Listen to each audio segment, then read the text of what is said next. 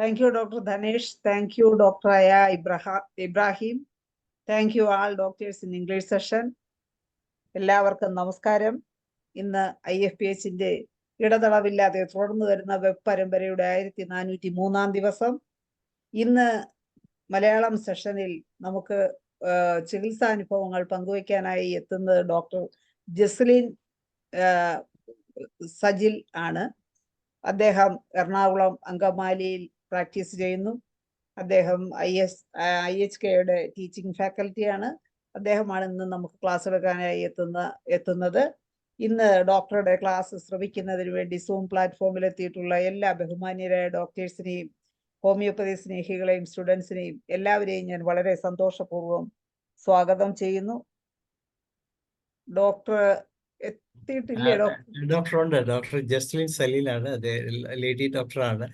നമ്മുടെ വേദിയിൽ പല തവണ പ്രസന്റേഷൻ, അതായത് ഹിന്ദിയിൽ പ്രസന്റ് ചെയ്തിട്ടുണ്ട്, ഇംഗ്ലീഷിൽ പ്രസന്റ് ചെയ്തിട്ടുണ്ട്, മലയാളത്തിൽ തൈറോയ്ഡ് രോഗങ്ങളെ കുറിച്ച് തന്നെ ഒരു ചെയിൻ ഓഫ് പ്രസന്റേഷൻ നടത്തിയിട്ടുള്ള ഡോക്ടർ ജസ്ലിൻ സലീലാണ് വേദിയിലുണ്ട്. നമുക്ക് സ്വാഗതം ചെയ്യാം. ഓക്കെ. അപ്പൊ ഡോക്ടർ കുറെ നേരമായിട്ട് ഞാൻ വിചാരിച്ച ഇംഗ്ലീഷ് സെഷനിലുള്ള ഞാൻ കണ്ടിട്ടില്ല ഡോക്ടർ, എനിക്ക് എത്ര പരിചയം ഇല്ല. എന്തായാലും ഡോക്ടർ നേരത്തെ തന്നെ റെഡിയായി എത്തിയിരിക്കുകയാണ്. നമുക്ക് ഡോക്ടറുടെ ക്ലാസ് തുടങ്ങുന്നതിന് മുമ്പ് ഒരു നിമിഷം ഈശ്വര പ്രാർത്ഥന.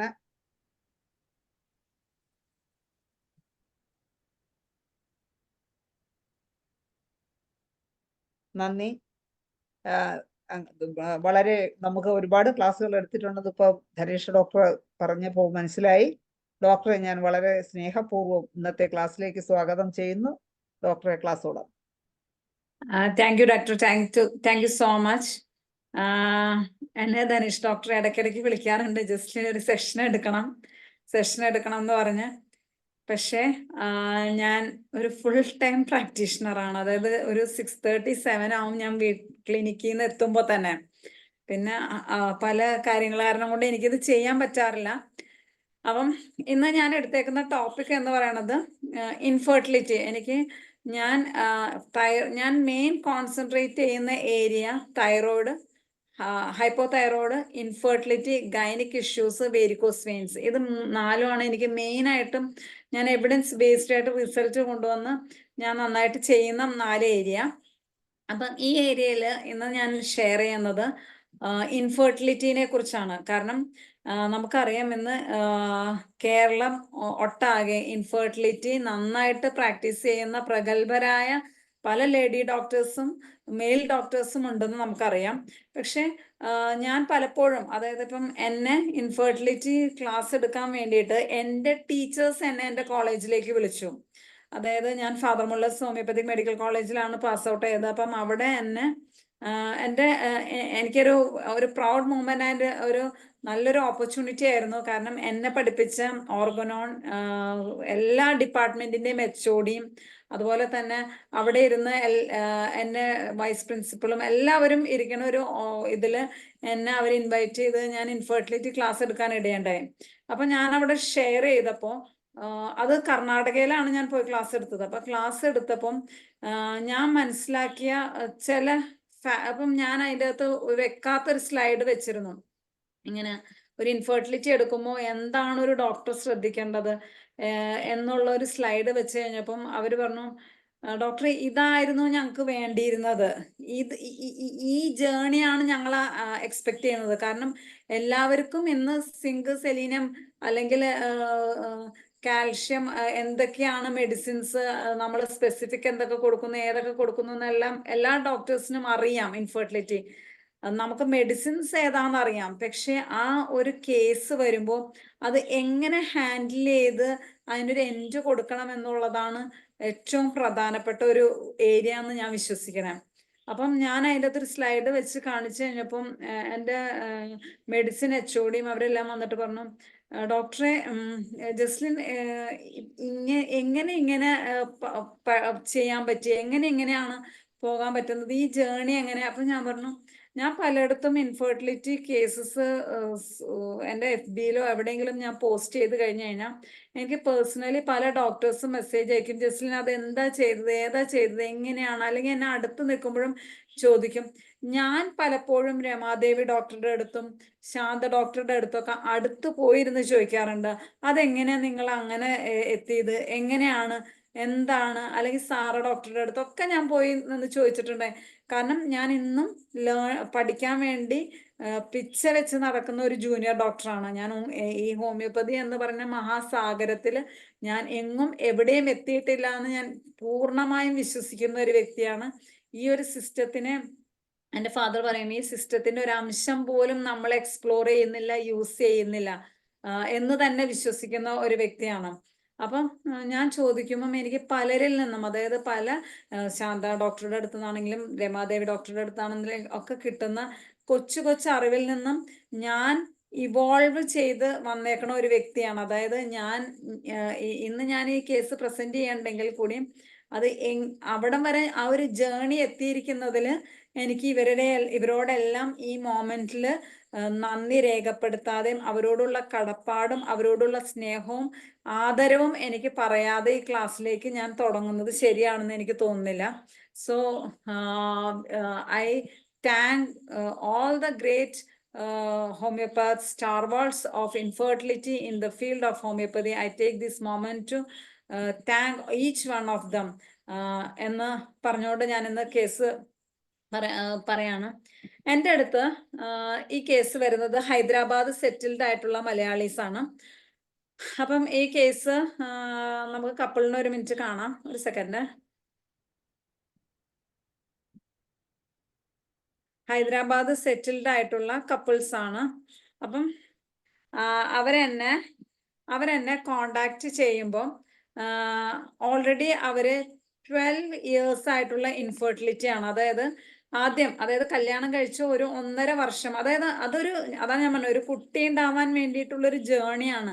നമ്മൾ ഈ ഒരു ഭാഗം എപ്പോഴും അറിയണം. അപ്പം ഇവര് കല്യാണം കഴിച്ച ഒരു 1.5 വർഷമായി കഴിഞ്ഞപ്പോൾ തന്നെ കുട്ടിയില്ല, ആവുന്നില്ല എന്ന് പറഞ്ഞിട്ട് എൻ്റെ അടുത്ത് വന്നു. അന്ന് ഞാൻ വളരെ പ്രാക്ടീസ് തുടങ്ങി ഒരു 2-3 വർഷമായിട്ടുള്ളൂ. ഇൻഫെർട്ടിലിറ്റി എന്താണെന്നും അതിൻ്റെ ഒരു പ്രോപ്പർ കാര്യങ്ങളൊന്നും അറിയാതെ, അതായത് ചക്ക വീണു മുയൽ ചത്തു എന്ന് പറയുന്ന ഒരു അവസ്ഥയിലിരിക്കുന്ന ഒരു ഡോക്ടറായിരുന്നു. അതായത് നമുക്ക് എന്താണ് പാത്തോളജി, എന്തുകൊണ്ടാവുന്നില്ല, അങ്ങനെ ഒന്നും മനസ്സിലാവാതെ എന്താ പറയാ, പിച്ച വെച്ച് നടക്കുന്ന ഒരവസ്ഥ.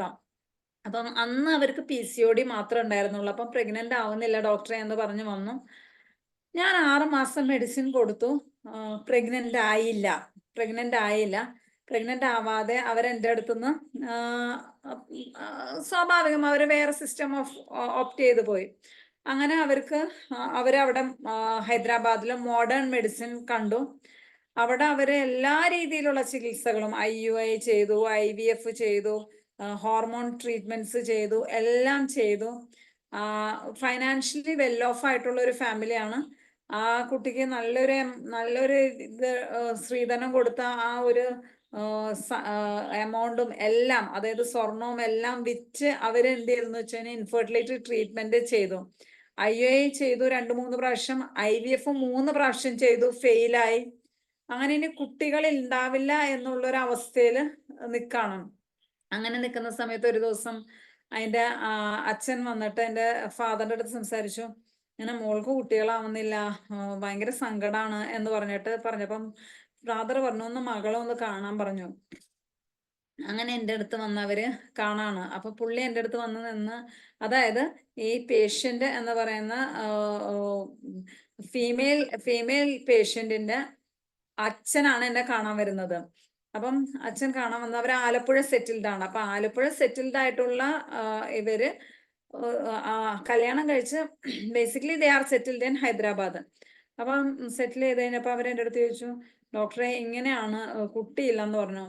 അത് കഴിഞ്ഞ് ഈ അച്ഛൻ എൻ്റെ മുന്നിൽ നിന്ന് പൊട്ടി കരയാണ്, വിതുമ്പി. അപ്പൊ ഞാൻ ചോദിച്ചു, എന്തിന് ഇത്ര കരയണത്, എന്താ പറ്റി, ഇതിപ്പോ എന്ന് കോമൺ അല്ലേ, സർവ്വസാധാരണ അല്ലേ, ഇതിനിപ്പോ എന്തിനാ വിഷമിക്കണേ എന്താന്ന് ചോദിച്ചപ്പോ, ഇല്ല ഡോക്ടറെ, ഞങ്ങൾക്ക് ഒരു പാരമ്പര്യം നിലനിൽക്കണ്ടേന്ന് ചോദിച്ചു. ഞാൻ ചോദിച്ചാൽ അതെന്തിനാ, ഇത് ഉണ്ടായാൽ മാത്രമേ പാരമ്പര്യം നിൽക്കുള്ളൂ എന്ന് ചോദിച്ചപ്പോ ആ പുള്ളി പറഞ്ഞത്, ഡോക്ടറെ, ഹസ്ബൻഡിന്റെ വീട്ടിൽ ഇതും ഒരു ബ്രദറേ ഉള്ളൂ. ആ ബ്രദറിന് കല്യാണം കഴിച്ച് ഡൈവോഴ്സായി. മദറിന്റെ സൈഡ്, അതായത് ഈ പെൺകുട്ടിയുടെ സൈഡിലാണെങ്കിൽ ഒരു ബ്രദറേ ഉള്ളൂ. ആ ബ്രദറാണ് മെന്റലി ചലഞ്ച്ഡും ആണ്. അപ്പൊ ഇവരുടെ രണ്ടുപേരുടെയും വീട്ടില് ഒരു കുട്ടി ഉണ്ടായാൽ മാത്രമാണ് ഇവർക്കൊരു പരമ്പരയോ ഒരു തലമുറയോ നിൽക്കുള്ളൂ. ഇതാണ് അവസ്ഥ. അപ്പൊ പുള്ളി എൻ്റെ അടുത്ത് വന്നിട്ട് പറഞ്ഞത്, കാരണം ഡോക്ടറെ ഞങ്ങൾക്ക് ഞങ്ങളുടെ സ്വത്ത് ആർക്കെങ്കിലും ഒന്ന് എഴുതി വെക്കണ്ടേ. അവസാനം പുള്ളി പറഞ്ഞത് ഒരു വേർഡാണ്, ഞങ്ങൾക്കുള്ള ചെറിയ ഇത് ഞങ്ങൾക്ക് ആർക്കെങ്കിലും കൊടുക്കണ്ടേ, അല്ലെങ്കിൽ ഞങ്ങളിവിടെ ഉണ്ടായിരുന്നു, ഞങ്ങൾക്കൊരു പിൻ തുടർന്നൊരു ഇത് വേണ്ടേ എന്ന് പറഞ്ഞു. അപ്പൊ ഞാൻ പറഞ്ഞു നോക്കാം, ഞാൻ നോക്കാം എന്ന് പറഞ്ഞു. അപ്പൊ ഇത്രയും കഴിഞ്ഞപ്പം ആദ്യം ഒരു 10 വർഷം മുന്നേ എൻ്റെ അടുത്ത്, അതായത് 10 വർഷം മുന്നേ എൻ്റെ അടുത്ത് വരുന്ന പേഷ്യന്റ് ഈ ജേണി എല്ലാം കഴിഞ്ഞിട്ട് 10 വർഷത്തിന് ശേഷമാണ് എൻ്റെ അടുത്ത് വരുന്നത്. അപ്പൊ ഞാൻ വന്നപ്പോൾ ഞാൻ പറഞ്ഞു എനിക്ക് രണ്ടുപേരെയും കാണണം എന്ന് പറഞ്ഞപ്പോൾ അവര് ഫ്ലൈറ്റ് ടിക്കറ്റ് ബുക്ക് ചെയ്ത് എനിക്ക് കാണാൻ വേണ്ടിയിട്ട് ഹൈദരാബാദിൽ നിന്ന് ഇവിടെ വന്നു. ഇവിടെ വന്നു കഴിഞ്ഞപ്പോൾ ഞാൻ കേസ് എടുക്കുമ്പം എനിക്ക് ഫീമെയിലിന്റെ ഇപ്പൊ ഞാൻ പറയുന്നത് ശരിക്കും ഒരു ബ്യൂട്ടി ഓഫ് ഹോമിയോപ്പതിയാണ്. അതായത് ഇതല്ല, ഞാൻ later on I will tell. Case എടുത്തപ്പം ഈ കപ്പിള് എപ്പോഴും ഞാൻ പേഷ്യന്റ് വന്നിരിക്കുമ്പം നമ്മൾ കപ്പിള് മെയിൽ ആൻഡ് ഫീമെയിൽ വന്നിരിക്കുമ്പം അവര് കുറച്ച് നേരം ഇരിക്കുമ്പോൾ തന്നെ നമുക്ക് മനസ്സിലാവും അവർ തമ്മിലുള്ള റാപ്പോ കറക്റ്റ് ആണോ, അവർ തമ്മിൽ നല്ലൊരു ബ്രെഡ് ഓൺ റിലേഷൻഷിപ്പ് ഉണ്ടോ. ഈവൻ നമ്മളത് ഓപ്പൺ ആയിട്ട് ഡിസ്കസ് ചെയ്താൽ പോലും അവരും നല്ല ഫ്രീലി, ചില കപ്പിൾസ് പറയും ചിലത് ബുദ്ധിമുട്ടുണ്ടാവും. അത് പല രീതിയിലും നമ്മൾ ഫേസ് ചെയ്യാറുണ്ട്. അപ്പം ഞാൻ ഇവരോട് ഇത് ചോദിക്കുമ്പം ഇവർ രണ്ടുപേരും വന്ന് സംസാരിക്കുമ്പോൾ ഒരു കാര്യം മനസ്സിലായെന്ന് വെച്ചാൽ അവര് കുട്ടികളില്ല എന്ന് പറയുന്ന ഒരു വിഷമം അവരെ തൊട്ട് തീണ്ടിയിട്ടേ ഇല്ല. അവര് വളരെ ഹാപ്പി ആയിട്ടും സന്തോഷത്തോടെയും സമാധാനത്തോടെയും ജീവിക്കുന്ന ഒരു കപ്പിള്. പുള്ളി ഹസ്ബൻഡ് ആണെങ്കിൽ വെള്ളമടിക്കില്ല, ഒരു ഭയങ്കര കൃത്യനിഷ്ഠയോടെ ജീവിക്കുന്ന ഒരു മനുഷ്യൻ. യോഗ ചെയ്യും, വെജിറ്റേറിയൻ മാത്രം കഴിക്കും, അതൊരു ബാലൻസ്ഡ് ഡയറ്റ് മാത്രം കഴിക്കും. വളരെ എന്താ പറയാ പ്രോഗ്രസീവായിട്ട് ചിന്തിക്കുന്ന ഒരു മനുഷ്യൻ. എനിക്ക് ഇത്രയും മാത്രമേ ഉള്ളൂ. അപ്പൊ പുള്ളിക്ക് എൻ്റെ അടുത്ത് വരുന്ന സമയത്ത് ഹൈപ്പോ തൈറോയിഡിന്റെ ഇഷ്യൂസ് ഞാൻ ടെസ്റ്റ് ചെയ്ത് നോക്കുമ്പോൾ ഇഷ്യൂസ് ഡയഗ്നോസ്ഡ് ആണ്. സെമൻ അനാലിസിസ് നോർമൽ ആയിരുന്നു പുള്ളിയുടെ. അപ്പം ഞാൻ ഒരു 6 months മെഡിസിൻ കൊടുത്തു കഴിഞ്ഞപ്പോഴത്തേക്കും പുള്ളിയുടെ തൈറോയ്ഡ് നോർമൽ ആകുകയും പിന്നെ അത് റെക്കർ ചെയ്യുകയും ചെയ്തിട്ടില്ല. സെമൻ അനാലിസിസിന് വലിയ കുഴപ്പമില്ല. പക്ഷെ ഫീമെയിലിന് കേസ് എടുക്കുമ്പം ആകെ എനിക്ക് കിട്ടുന്ന ഒരു സംഭവം എന്ന് വെച്ചാൽ ഹാപ്പിയാണ് പേഷ്യന്റ്, ഒരു കുഴപ്പമില്ല. ആകെ ഉള്ളൊരു സിംറ്റം ഡ്രൈനെസ് ഓഫ് വജൈന ഉണ്ട്. പിന്നെ കിട്ടുന്നത് ലോ AMH ആണ്. ലോ AMH എന്ന് പറഞ്ഞു കഴിഞ്ഞാൽ തീരെ ഭയങ്കര ലോ എന്ന് പറഞ്ഞു കഴിഞ്ഞാൽ 0.00 അങ്ങനെ ഇട്ടിട്ടുള്ള ഒരു വാല്യൂ ആണ് ഈ AMHന് കിട്ടുന്നത്. അങ്ങനെ ഈ AMHന് ഈ വാല്യൂ കിട്ടിക്കഴിഞ്ഞപ്പം ഞാൻ പിന്നെ കിട്ടിയത് തിൻ എൻഡോമെട്രിയം തിക്നെസ് ഭയങ്കര തിന്നാണ്. മെൻസസ് റെഗുലർ ആണ്. ഒരു before, during and after menses ഒരു സിംറ്റംസ് ഇല്ല. ഹസ്ബൻഡ് ഇങ്ങനെ ഒരു ചിട്ടയായിട്ടുള്ള ജീവിതം ഉള്ളത് കൊണ്ട് തന്നെ ഇവരും വളരെ ചിട്ടയായിട്ടുള്ള ജീവിതം നയിക്കുന്നു. അതിനും യാതൊരു പ്രശ്നവുമില്ല. ബവൽസ്, ബ്ലാഡർ എല്ലാം കുഴപ്പം. ഈവൻ സാധാരണ ഒരു ഇൻഫെർട്ടിലിറ്റി വരുമ്പം ഒരു അമ്മ ഇത്രയും അല്ലെങ്കിൽ ഒരു സ്ത്രീ ഇത്രയും ടെസ്റ്റും ഇതെല്ലാം ചെയ്യുമ്പോൾ അവർ ഭയങ്കര സങ്കടപ്പെടുകയും കരച്ചിൽ വരെ എന്തെങ്കിലും ഒരു ഇമോഷണൽ ഡിസ്റ്റർബൻസ് പോലെയുണ്ട്. അവർക്ക് അങ്ങനെയും ഇല്ല, അവർ ഭയങ്കര ഹാപ്പിയാണ്. അങ്ങനെ ട്രീറ്റ്മെന്റ് സ്റ്റാർട്ട് ചെയ്തു. ഞാൻ ഇവിടുന്ന് ഓൺലൈൻ കൺസൾട്ട് ചെയ്യണത്. മെഡിസിൻസ് എല്ലാ മാസവും കൊറിയർ അയക്കും. മെഡിസിൻസ് ഞാൻ അയച്ചു. പക്ഷെ ഇവരിങ്ങനെയൊക്കെ ആണെങ്കിലും നല്ല ഇമോഷണലിയും ഒക്കെ ബോണ്ടായിട്ടുള്ള ഒരു കപ്പിളാണ്. ഇവരുടെ ഫ്രീക്വൻസി ഓഫ് ഇന്റർകോഴ്സ് ഭയങ്കര ലോയാണ്. ലോ എന്ന് പറഞ്ഞു കഴിഞ്ഞാൽ മൺസിന്റെ ബ്ലൂ മൂണെ ഹാപ്പൻ ചെയ്യുള്ളൂ. അപ്പൊ ഞാൻ പറയും ഇത് എൻകറേജ് ചെയ്യണോട്ടോ, കുറച്ചും കൂടി വേണോട്ടോ. അവര് പറയണത് ഡോക്ടറെ ഞങ്ങൾക്ക് തോന്നുമ്പോ ചെയ്താൽ പോരെ, മറ്റുള്ളവർക്ക് വേണ്ടി കുട്ടി ഉണ്ടാക്കിയിട്ട് എന്താ കാര്യം, ദൈവം തരണമെങ്കിൽ തരട്ടെ എന്നുള്ള രീതിയിൽ. അങ്ങനെ മെഡിസിൻസ് എടുക്കാൻ തുടങ്ങിയിട്ടും യാതൊരുവിധ മാറ്റമില്ല. വീണ്ടും ഒരു 6 മാസം കഴിഞ്ഞപ്പോൾ ചെക്ക് ചെയ്യുമ്പോൾ ലോ AMH അതുപോലെ തന്നെ ഇരിക്കുന്നു. അതുപോലെ തന്നെ എന്താ പറയാ എല്ലാ ടെസ്റ്റ് ചെയ്യുമ്പോഴും അതിനൊന്നും ഒരു മാറ്റമില്ല. ഹസ്ബൻഡിന്റെ ഉണ്ടായിരുന്ന ഹൈപ്പോ തൈറോയിഡ് ഇഷ്യൂ ഞാൻ കംപ്ലീറ്റ്ലി സോൾവ് ആയി കഴിഞ്ഞപ്പോൾ ഞാൻ മെഡിസിൻസ് അയച്ചപ്പോൾ ഞാൻ ചോദിച്ചു എന്തെങ്കിലും സിംറ്റംസ് ഇല്ല. ആ ഡ്രൈനസ് അതുപോലെ തന്നെ, എന്താ പറയുക, ലോ AMH അതുപോലെ തന്നെ, വേറെ ഒരു സിംറ്റംസും ഇല്ല. പിന്നെ എൻഡോമെട്രിയം പീരീഡ്സ് എല്ലാ മാസവും ആവും. അത് കറക്റ്റ് 28 ഡേ സൈക്കിൾസ് പീരീഡ് ആവും. ഒരു സിംറ്റംസും വേറെ ഇല്ല. അവർക്ക് ഈ കുട്ടി ആവുന്നില്ല എന്നുള്ള, പ്രഗ്നൻസി ആവുന്നില്ല എന്നുള്ളതിന്റെ ഒരു വിഷമവും ഇല്ല, സങ്കടവും ഇല്ല. എങ്ങനെയാണോ ഫസ്റ്റ് വന്നത് അതേ രീതിയിൽ തന്നെ. എന്തെല്ലാം റെഫർ ചെയ്യാമോ, ഏതെല്ലാം റെഫർ ചെയ്യാമോ, എല്ലാം റെഫർ ചെയ്ത് കൊടുക്കാവുന്ന മെഡിസിൻസ് എല്ലാം ഞാൻ കൊടുത്തു. ഉള്ള കാര്യമാണ് പറയണത്. കൊടുക്കാവുന്ന മെഡിസിൻസ് ഒക്കെ ഞാൻ കൊടുത്തു. പൾസാറ്റില്ല, ചിയർഫുൾ മൈൻഡ്, ചിയർഫുൾ റെപ്പട്രീസ് ചെയ്ത് കൊടുത്തു, ചിന്തിച്ചു കൊടുത്തു, പല ആംഗിളിൽ കൂടെ ചിന്തിച്ചു കൊടുത്തു. സിഫിലിനം കൊടുത്തു, ലൈസിനം കൊടുത്തു. അല്ല, ഇങ്ങനത്തെ ഒരു ഇമോഷൻ വരാത്തൊരു സ്ത്രീയല്ലേ? അതായത് നോർമലി ഇങ്ങനെ ഇരിക്കുന്ന ഒരു സ്ത്രീ ഇങ്ങനത്തെ ഒരു ഇമോഷൻ വരേണ്ടതാണ്, വിഷമവും സങ്കടവും വരേണ്ടതാണ്. ഇത്രയും പൈസയും കളഞ്ഞ് ഇത്രയും ഇതൊക്കെ ചെയ്തിട്ട് ഒരു കുട്ടിയില്ല, ഒരു ജനറേഷൻ വേണമെങ്കിൽ കുട്ടി വേണം. അങ്ങനെ പിന്നെ ഇഗ്നേഷ്യ കൊടുത്തു നോക്കാം, ഇഗ്നേഷ്യ കൊടുക്കും. അങ്ങനെ ചിന്തിച്ച് ഇഗ്നേഷ്യ കൊടുക്കും, അതും ചീറ്റിപ്പോവും. അത് കഴിഞ്ഞിട്ട് അടുത്ത ചിന്ത, ഇനി ഇവര് ഭയങ്കര ചിയർഫുൾ അല്ലേ, ഇത്രയും ഉണ്ടായിട്ടും എല്ലാം ഉള്ളിലൊതുക്കി പുറത്തൊരു പ്രസന്നവതിയായിട്ടുള്ള മുഖം കാണിക്കുന്നു.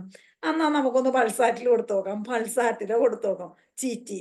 അത് കഴിഞ്ഞായിരിക്കും ഇനി ഉള്ളിൽ ഒതുക്കിയിട്ട് വല്ല സപ്രസ് ഇമോഷൻ ഉണ്ടോന്ന് സ്റ്റാഫിസാഗ്രി കൊടുത്തു നോക്കാം. അങ്ങനെ ഞാൻ ഒരു മാതിരിപ്പെട്ട ഇനി ഒന്നും വേണ്ട.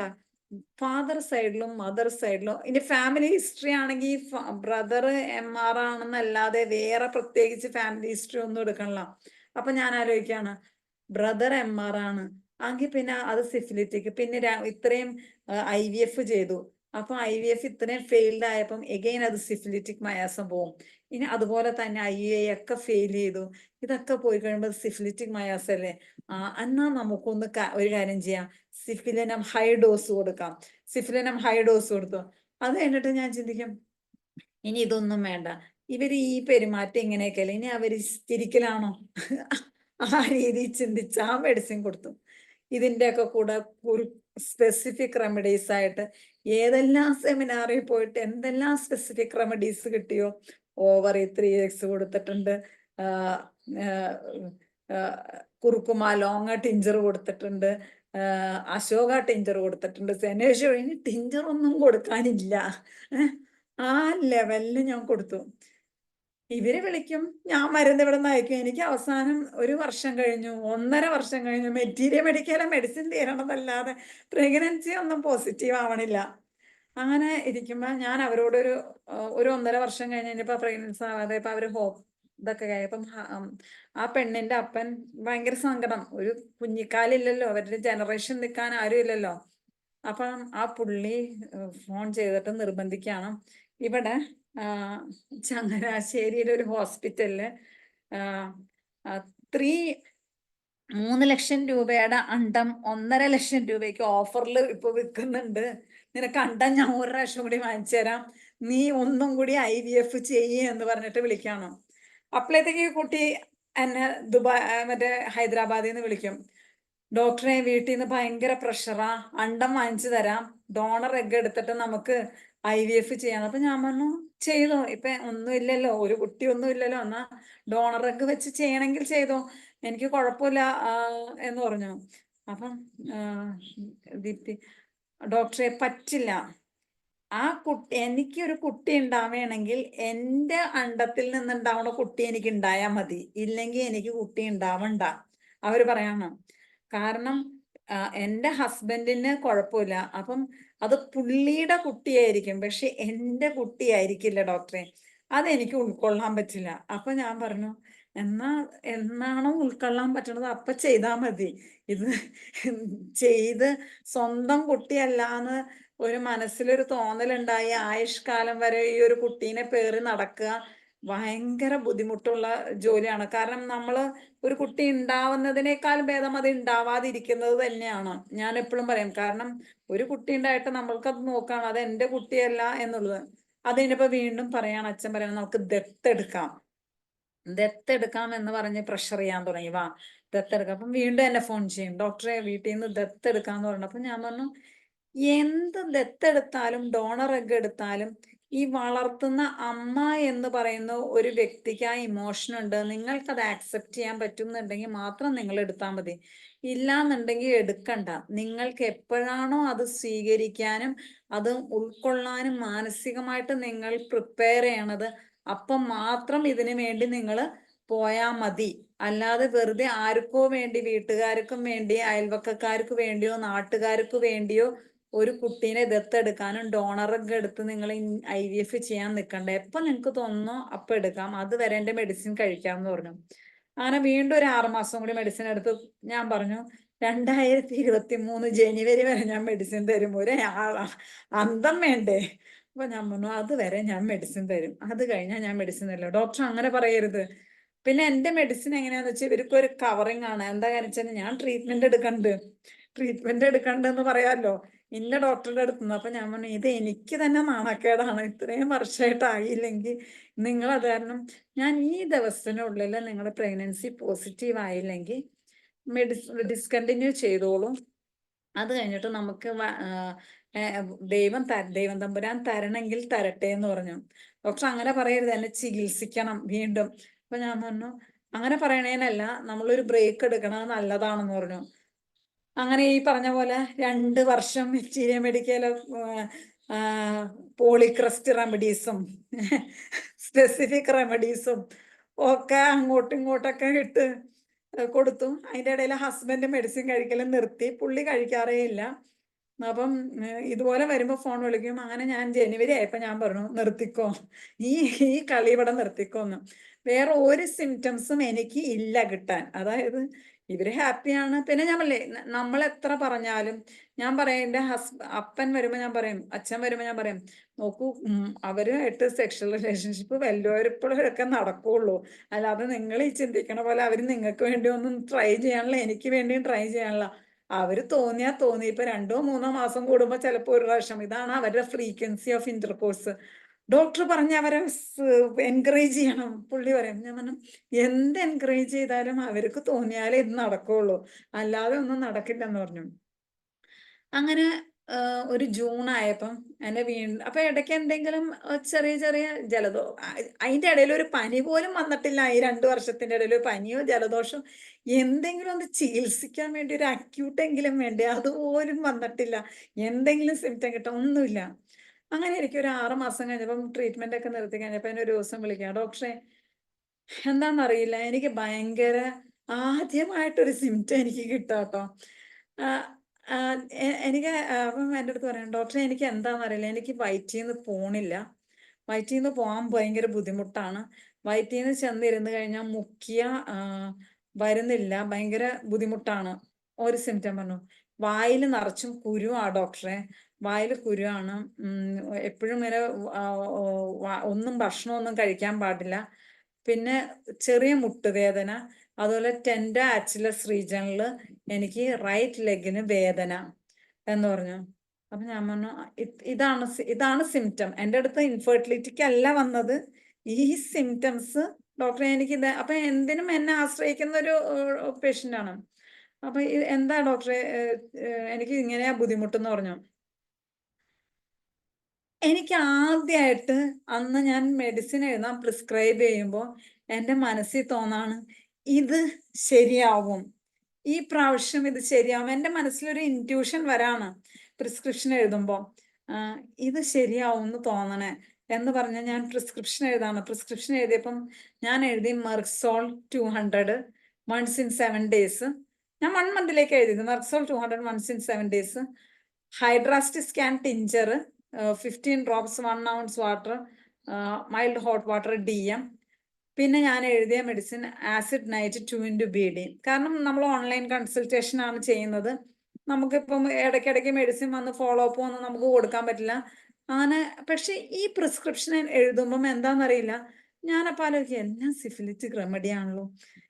എൻ്റെ മനസ്സിൽ തന്നെ ഇൻറ്റ്യൂഷൻ തോന്നാണ് ഇത് ചിലപ്പോൾ ശരിയാവുന്നാ തോന്നണത് എന്ന് പറഞ്ഞ് ഞാൻ മെഡിസിൻ അയച്ചു കഴിഞ്ഞിട്ട് പിന്നെ ഒരു റിപ്ലൈ ഒന്നുമില്ല. പിന്നെ എന്നെ ഫോൺ ചെയ്യാൻ ഒരു 1.5 മാസം 2 മാസമായപ്പോൾ എന്നെ ഫോൺ ചെയ്തു, ഡോക്ടറെ പീരീഡ് ആയില്ല, ഇതുവരെയും പീരീഡ് റെഗുലറാ, പീരീഡ് ആയിട്ടില്ല, ഡോക്ടർ ഒന്ന് മരുന്ന് അയച്ചേ അപ്പൊ ഞാൻ പറഞ്ഞു പീരീഡ് ആയില്ലെങ്കിൽ ടെസ്റ്റ് ചെയ്ത് നോക്കും. അതൊന്നും ഉണ്ടാവില്ല ഡോക്ടറെ, ഞങ്ങളുടെ ഇടയിൽ അതൊന്നും ഉണ്ടായിട്ടില്ല. ഞാൻ പറഞ്ഞു ടെസ്റ്റ് ചെയ്ത് നോക്കൂ ദീപ്തി. ഇല്ല ഡോക്ടറെ അതൊന്നും ആയിട്ടുണ്ടാവില്ല. ഞാൻ പറഞ്ഞു ടെസ്റ്റ് ചെയ്ത് എന്നെ കാണിക്കാതെ ഞാൻ അയക്കില്ല എന്ന് പറഞ്ഞു. എനിക്കായിരുന്നു കോൺഫിഡൻസ്, അവർക്ക് അത്രയും കോൺഫിഡൻസ് ഇല്ല. അപ്പൊ ഞാൻ പറഞ്ഞു അയക്കുമെന്ന് പറഞ്ഞു. അത് ചെയ്ത് ടെസ്റ്റ് ചെയ്ത് അവരെ എനിക്ക് അയച്ചു കഴിഞ്ഞപ്പോ ആ പ്രാവശ്യം അവർ പ്രഗ്നൻസി പോസിറ്റീവ് ആയിരുന്നു. അന്ന് എനിക്കൊരു പുതിയ ലേണിംഗ് കിട്ടിയത് എന്താന്ന് വെച്ച് കഴിഞ്ഞാൽ, ചില സമയം നമ്മൾ ക്ഷമയോടെ വെയിറ്റ് ചെയ്യണം.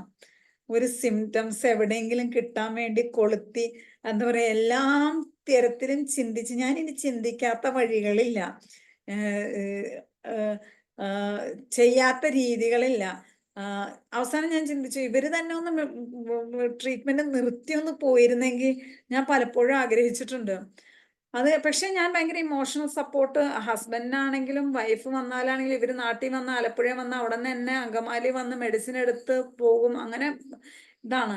അങ്ങനെ പ്രഗ്നൻസി പോസിറ്റീവ് ആയി കഴിഞ്ഞപ്പം ഞാൻ ഹൈഡ്രാസ്റ്റിസും ഇതും കൊടുത്തു കഴിഞ്ഞപ്പോ അവർക്ക് തന്നെ ബിലീവ് ചെയ്യാൻ പറ്റണില്ല ഇത് പോസിറ്റീവ് ആണെന്ന്. ഡോക്ടറെ അതിന് ഞാൻ വായക്കുരുവിനല്ലേ മെഡിസിൻ തന്നത്, ഡോക്ടർ ഇൻഫെർട്ടിലിറ്റിക്ക് തന്നോ? ഞാൻ പറഞ്ഞു ഞാൻ എപ്പം മരുന്ന് എഴുതി കഴിഞ്ഞാലും ദീപ്തി ഞാൻ ഇൻഫെർട്ടിലിറ്റി മനസ്സിൽ കണ്ടിട്ടേ ഞാൻ എഴുതുള്ളൂ, അല്ലാതെ ഞാൻ പ്രിസ്ക്രൈബ് ചെയ്യില്ല എന്ന് പറഞ്ഞു. അത് കഴിഞ്ഞ് ഞാൻ എഗെയിൻ ഈ ജേർണി കണ്ടിന്യൂ ചെയ്തു. ഞാൻ എപ്പോഴും എൻ്റെ അടുത്തിരുന്ന പ്രഗ്നൻസി പോസിറ്റീവ് ആവുന്ന കേസിൽ എല്ലാവരുടെ അടുത്തും ഞാൻ പറയും മെഡിസിൻസ് നിങ്ങൾ, ഞാൻ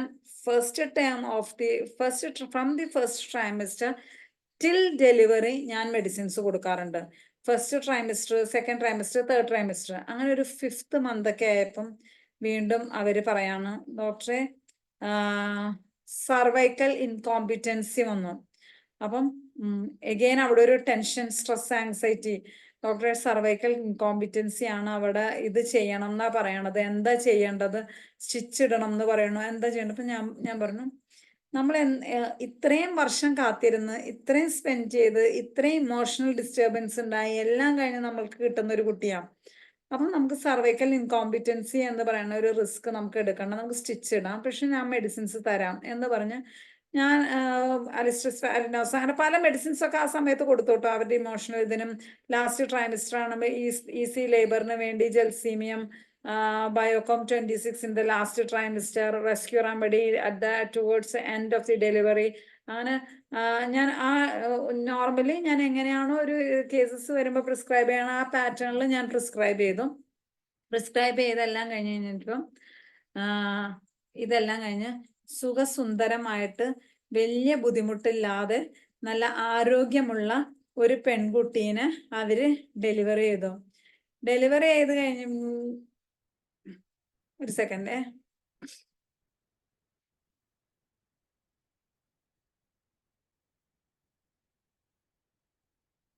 ഡെലിവറി ചെയ്തു.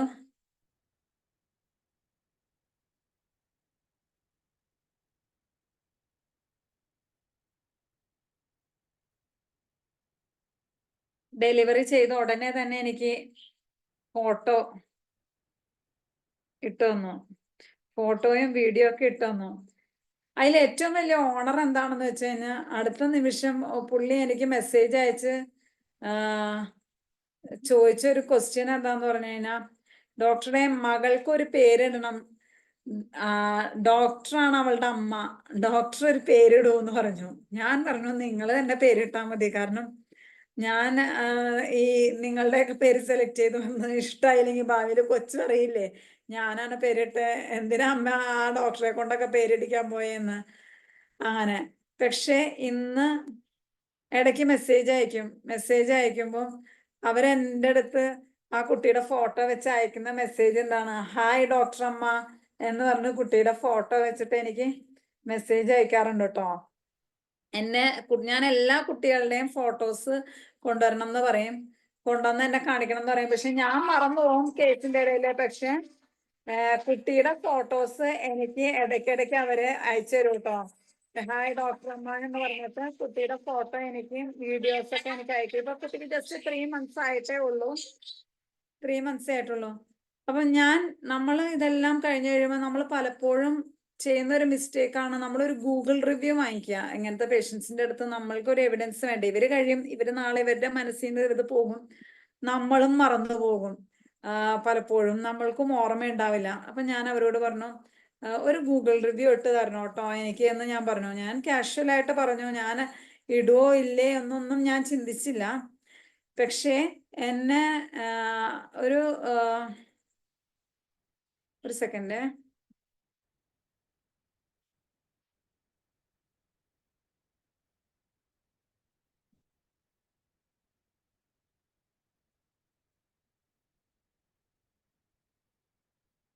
എനിക്ക് അത് കഴിഞ്ഞ് കഴിഞ്ഞപ്പോ അവരുടെ ഹസ്ബൻഡ് എനിക്കൊരു ഗൂഗിൾ റിവ്യൂ ഇട്ട് തന്നു.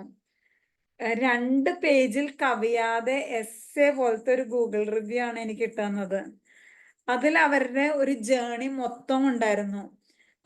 എങ്ങനെയാ, എന്താ, അവരെങ്ങനെ വന്നു, ഞാൻ എങ്ങനെ ട്രീറ്റ് ചെയ്തു, ഞാൻ കൊടുത്ത ഇമോഷണൽ സപ്പോർട്ട്, ഞാൻ കൊടുത്ത മെന്റൽ സപ്പോർട്ട്, ഞാൻ കൊടുത്ത അഡ്വൈസസ്, എൻ്റെ ട്രീറ്റ്മെന്റ്, എല്ലാത്തിനെയും കുറിച്ച് വളരെ ബ്യൂട്ടിഫുൾ ആയിട്ട് ഡീറ്റെയിൽ ആയിട്ട് ഒരു ഗൂഗിൾ റിവ്യൂ വന്നു. ഈ ഗൂഗിൾ റിവ്യൂവിന്റെ ഒരു ഗുണം എന്താന്ന് വെച്ച് കഴിഞ്ഞാൽ, once it is return it's return. ഇത് നമ്മൾക്ക് കിട്ടുന്ന ഒരു ഹോമിയോപ്പതിക്ക് കിട്ടുന്ന ഒരു പൊൻ തൂവലാണ്. നമ്മളിത് ചെയ്തു എന്ന് പറഞ്ഞ് നമ്മൾ ആരോടെങ്കിലും, ഞാൻ എപ്പോഴും ഫേസ് ചെയ്യണതാണ്, ഞാൻ എപ്പോഴും എൻ്റെ ഇനീഷ്യൽ ഡേയ്സ് ഓഫ് പ്രാക്ടീസിൽ ഞാൻ എൻ്റെ ഇൻലോസിന്റെ അടുത്ത് ആരുടെയെങ്കിലും അടുത്ത് എന്നിട്ട് പറയും ഞാനിങ്ങനെ ഭയങ്കര ഇത് ഇൻഫെർട്ടിലിറ്റി പോസിറ്റീവായെന്ന് പറയുമ്പോഴത്തേക്കും അവരുടെ ഒരു ചിരിയുണ്ട്. കണ്ടു കഴിഞ്ഞാൽ വിചാരിക്കും ഞാൻ ഗുണ്ട് പൊട്ടിച്ചതാണ്, ഇത്രയും കൊച്ചു പെണ്ണ് എന്ത് കാണിക്കാനാണ് എന്നുള്ളൊരു ചിരി. ആ ചിരി കാണുമ്പോ നമ്മളുടെ നമുക്ക് തോന്നും. അതിന് ശേഷമാണ് ഞാൻ ഈ ഫോട്ടോ എടുത്ത് സൂക്ഷിച്ചു വെക്കാനുള്ള ടെൻഡൻസി വന്നത്. അതിനുശേഷം ഞാൻ ഗൂഗിൾ റിവ്യൂ ഉണ്ടാക്കാൻ തുടങ്ങി. ഗൂഗിൾ റിവ്യൂ ഉണ്ടാക്കാൻ തുടങ്ങി കഴിഞ്ഞപ്പോൾ ഒരു ഗുണം എന്താന്ന് വെച്ച് കഴിഞ്ഞാൽ, ഞാൻ FB-യിൽ പോസ്റ്റ് ചെയ്യാൻ തുടങ്ങി. അപ്പൊ എന്താ ഗുണം എന്ന് പറഞ്ഞു കഴിഞ്ഞാൽ, നമ്മള് ഫെയിൽ ചെയ്തോട്ടെ എല്ലാ കേസും, എത്ര പ്രഗത്ഭരായിട്ടുള്ള ഏത് ഡോക്ടേഴ്സ് ആണെങ്കിലും അവർക്ക് ഫെയിലിയേഴ്സ് ഉണ്ട്, അത് ഡെഫിനറ്റ് ആണ്. ഫെയിൽ ചെയ്തോട്ടെ, ഇറ്റ്സ് ഓക്കെ ടു ഫെയിൽ എന്ന് എനിക്കറിയാം. നമ്മളത് ട്രൈ ചെയ്തു, ഒരു ആൾക്കൊരു ഹോപ്പ് കൊടുത്തു, ഒരു സന്തോഷം കൊടുത്തു. അവർക്ക് if you are able to give peace, progress and happiness to somebody's life through homeopathy, it is a great blessing. I strongly believe in that. അപ്പം ഞാൻ ഇത് ചെയ്ത് കഴിയുമ്പം ഞാനിങ്ങനെ എവിഡൻസ് കളക്ട് ചെയ്യാൻ തുടങ്ങി. ഞാൻ ഗൂഗിൾ റിവ്യൂ വാങ്ങിക്കും.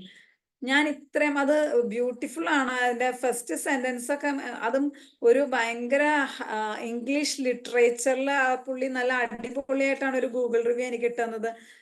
ഞാൻ ജസ്റ്റ് ഒരു ഫ്യൂ വേർഡ്സ് വായിക്കണം. A beacon of hope, our journey to parenthood at doctor Salim's clinic in the realm of infertility treatment.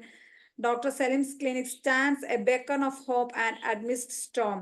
From the 10 adolescent year, my wife and I traversed a challenging path of infertility. എന്ന് പറഞ്ഞിട്ട് നല്ല beautifully it has return. അവരുടെ ആ journey, അവര് allopathy medicines എടുത്തപ്പം അവര് face ചെയ്ത challenges, അവരുടെ ബുദ്ധിമുട്ടൊക്കെ അവര് ഗൂഗിൾ റിവ്യൂ ആയിട്ട് ഇട്ടു. എന്താണ് ഇതിന്റെ ഒരു ഗുണം എന്ന് പറഞ്ഞു കഴിഞ്ഞാൽ, നമ്മൾക്ക് നാളെ നമ്മളെ ആരെങ്കിലും പറയണം നിങ്ങൾ ഇതൊന്നും ചെയ്തിട്ടില്ല. ഞാനത് ഫേസ് ചെയ്തിട്ടുണ്ട് പലപ്പോഴും. ഞാൻ ഒരു നല്ലൊരു കേസ് ഞാനിങ്ങനെ മാറ്റി അല്ലെങ്കിൽ ഇങ്ങനെ ചെയ്തു എന്ന് പറയുമ്പോഴത്തേക്കും, ഞാനിത് ചെയ്തു എന്ന് പറയുമ്പോഴത്തേക്കും എനിക്ക് ചുറ്റും നിന്ന് കിട്ടുന്ന ഒരു പരിഹാസം എന്ന് പറഞ്ഞിട്ടൊരു ഇതുണ്ട്, എക്സ്പ്രഷൻ, ഞാൻ ഗുണ്ട് പൊട്ടിക്കാണെന്ന്. ഇപ്പൊ ഞാൻ അങ്ങനെയല്ല, ഞാൻ ഈ സാധനങ്ങൾ പിടിച്ചാണ് ഗുണ്ട് പൊട്ടിക്കണത്. അതുകൊണ്ട് ചില സമയത്ത് എൻ്റെ ഒരു എക്സ്പീരിയൻസ് എന്താണെന്ന് വെച്ചാൽ, ഇൻഫെർട്ടിലിറ്റി അതിന് ശേഷം ഞാൻ പലപ്പോഴും ഇൻഫെർട്ടിലിറ്റി കേസസ് എടുക്കുമ്പം പലപ്പോഴും ഞാൻ അതിൻ്റെ സ്പെസിഫിക് റെമഡീസിലേക്ക് ഓടാതെ അവർക്ക് വേറെ എന്തെങ്കിലും അസുഖങ്ങളുണ്ടോ ഇല്ലേ എന്ന്, അത് ഡീറ്റെയിൽഡ് കേസ് ടേക്കിങ്ങിൽ ഇതെല്ലാം ചെയ്യുന്നുണ്ടെങ്കിൽ കൂടി, പാസ്റ്റും ഫാമിലി ഹിസ്റ്ററിയും ഒക്കെ അന്വേഷിക്കുന്നുണ്ടെങ്കിൽ കൂടിയും ചില ഏരിയാസ് ഒന്നും കൂടി സ്പെസിഫൈ ചെയ്ത് ഒന്നും കൂടി ക്ലിയർ ചെയ്ത് എടുക്കാൻ ഞാൻ ശ്രദ്ധിക്കാറുണ്ട്. ഞാൻ ഇതെല്ലാം കഴിഞ്ഞ് ഞാൻ കോളേജിലേക്ക് മാംഗ്ലൂർ ക്ലാസ് എടുക്കാൻ വേണ്ടിയിട്ട് 1 day സെമിനാർ ഫാക്കൽറ്റി ആയിട്ട് വിളിച്ചു കഴിഞ്ഞപ്പം ഞാൻ ഈ നോട്ട്സ് മൊത്തം, അതായത് ഓരോ ഇൻഫെർട്ടിലിറ്റിയുടെ സെമിനാർസിന് പോയിട്ട് ഞാൻ നോട്ട്സ് എഴുതി എടുത്ത് വെക്കുന്ന നോട്ട്സ് എല്ലാം ഞാൻ രണ്ടാമത് എല്ലാം എടുത്തു നോക്കി. ഈ രണ്ടാമത് എടുത്ത് നോക്കി കഴിഞ്ഞു കഴിഞ്ഞപ്പം ഏതോ ഒരു ക്ലാസ്സിൽ ശാന്ത മാഡം എഴുതിയേക്കാണ്, ലോ, അതായത് തിൻ എൻഡോമെട്രിയം, അതായത് ഏറ്റവും വലിയ രസം അതാണ്. ട്രീറ്റ്മെന്റ് ഒക്കെ കഴിഞ്ഞ് കഴിഞ്ഞപ്പോഴാണ് എനിക്ക് ആ ടിപ്പ് കിട്ടിയത് എന്നുള്ളതാണ് രസം. അതായത് തിൻ എൻഡോമെട്രിയം, യോഹിംബിനം, ഞാൻ എഴുതി വെച്ചേക്കുന്ന 2 മെഡിസിനാണ്. യോഹിംബിനം 30 ഹൈഡ്രാസ്റ്റിസ്കാൻ ടിഞ്ചർ. ഈ മൊത്തവും ചിന്തിച്ചുകൊണ്ട് നടന്നപ്പം എനിക്ക് ഒരിക്കൽ പോലും ഹൈഡ്രാസ്റ്റിസ്കാൻ ടിഞ്ചർ തിൻ എൻഡോമെട്രിയത്തിന് വേണ്ടി കൊടുത്താൽ അത്രയും ഇഫക്റ്റീവ് ആണെന്ന് എനിക്ക് തോന്നിയില്ല. ഇപ്പം ഞാൻ തിൻ എൻഡോമെട്രിയം അങ്ങനെ എന്തെങ്കിലും ഒരു ഇത് നമ്മൾ സ്കാനിങ്ങിൽ കാണുകയാണെങ്കിൽ ഞാനിത് പ്രിസ്ക്രൈബ് ചെയ്യാറുണ്ട്.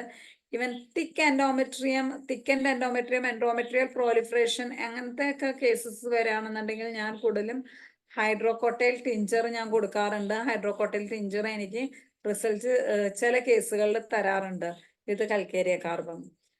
അങ്ങനെ ഇങ്ങനത്തെ ഒരു ബ്യൂട്ടിഫുൾ കേസസ് എനിക്ക് പോസിറ്റീവായത്, പല ഇൻഫെർട്ടിലിറ്റി കേസും പോസിറ്റീവ് ആയിട്ടുണ്ടെങ്കിലും ഇത് ചെയ്തപ്പോൾ എനിക്ക് കിട്ടിയൊരു ഹാപ്പിനെസ് വേറെയായിരുന്നു. കാരണം എന്ന് വെച്ച് കഴിഞ്ഞാൽ ഒരു ജനറേഷൻ നിന്ന് പോകുമെന്ന് പറഞ്ഞ് വിചാരിച്ച് സങ്കടപ്പെട്ട് കരഞ്ഞ് നിന്നിരുന്നവര്, അതിന് ആ ഫാദർ വന്നിട്ട് എൻ്റെ അതായത് ആ പെൺകുട്ടിയുടെ ഫാദർ വന്ന് എൻ്റെ ഫാദറിന്റെ അടുത്ത്, ഞാനില്ലാത്തൊരു ദിവസം വന്നു കഴിഞ്ഞപ്പോൾ ആ ഫാദർ എൻ്റെ ഫാദറിന്റെ അടുത്ത് ഭയങ്കരമായിട്ട് താങ്ക് ചെയ്തു.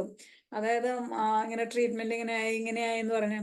And I am very happy and it is a very pleasurable moment. കാരണം ഒരു അപ്പൻ്റെ മുന്നിൽ മകൾ ഇങ്ങനെ ചെയ്തു എന്ന് പറഞ്ഞ് താങ്ക് ചെയ്യുന്ന ഒരു മൂമെന്റും എന്നെ സംബന്ധിച്ചിടത്തോളം ഒരു ഭയങ്കര ഹാപ്പി മൂമെന്റ് ആണ്. അതെനിക്ക് ബിക്കോസ് ഓഫ് ഹോമിയോപ്പതി എനിക്ക് കിട്ടുന്നതാണ്. പിന്നെ ഞാൻ എന്ന് പറയുന്നത് ഹോമിയോപ്പതിക്ക് വേണ്ടി ജീവിക്കുന്ന ഒരാളാണ്. മൈ പാഷൻ ആൻഡ് ഞാൻ എപ്പോഴും പറയുന്ന ഒരു വേർഡ് ഉള്ളൂ, my passion is my profession. And hail homeopathy, and thank you for giving this platform, and thank you for giving this opportunity to explain one of the small cases of infertility in front of all of you in this wonderful platform of IFPH. Thank you.